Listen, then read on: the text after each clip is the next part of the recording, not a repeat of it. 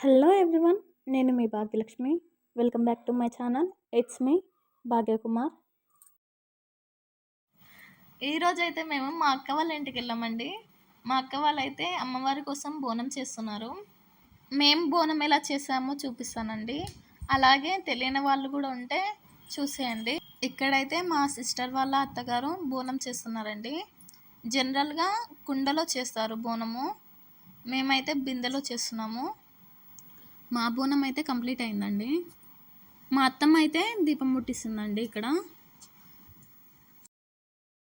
తెలంగాణలో అయితే బోనాల పండుగ అంటే చాలా ఫేమస్ అండి. బోనం అంటే అర్థం భోజనం అంట అండి. అమ్మవారికి సమర్పించే నైవేద్యం, దాన్నే బోనం అని అంటాము. తెలంగాణలో ఇది చాలా ఇయర్స్ నుంచి కంటిన్యూ అవుతుందండి. చాలా ఇయర్స్ నుంచి ఏదైనా అమ్మవారిని కోరుకుంటే అది కోరికలు అనేది నెరవేరితే అమ్మవారికి ఇలా నైవేద్యం సమర్పిస్తారండి. ఇది చాలా ఇయర్స్ నుంచి వచ్చే ఆనవాయితీ అనమాట. ఇక్కడ మా అత్తమ్మ దీపం ముట్టించేసింది, అలాగే అగరబత్తులు ముట్టిస్తుంది. ఇక్కడైతే బోనాన్ని కుదించారండి మా అత్తగారు. అమ్మవారికి బోనం సమర్పించే కంటే ముందే ఇక్కడ ఇంట్లోనే ఒకసారి అమ్మవారికి సాక పెడతారండి. ఇక్కడ మేమైతే కళ్ళుతో సాక పెడుతున్నాము. అలాగే ఇలా సాక పెట్టిన తర్వాత అమ్మవారికి బోనాన్ని సమర్పిస్తారు. అమ్మవారికి నైవేద్యంగా ఏదో ఒకటి సమర్పిస్తారండి, కోడిని లేదా మేకని. ఇక్కడైతే మేము కోడిని నైవేద్యంగా ఇస్తున్నాము.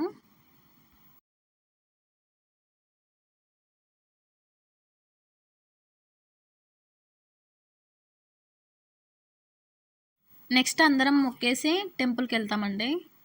ఇక్కడైతే మా సిస్టర్ వాళ్ళందరూ మొక్కుతున్నారు.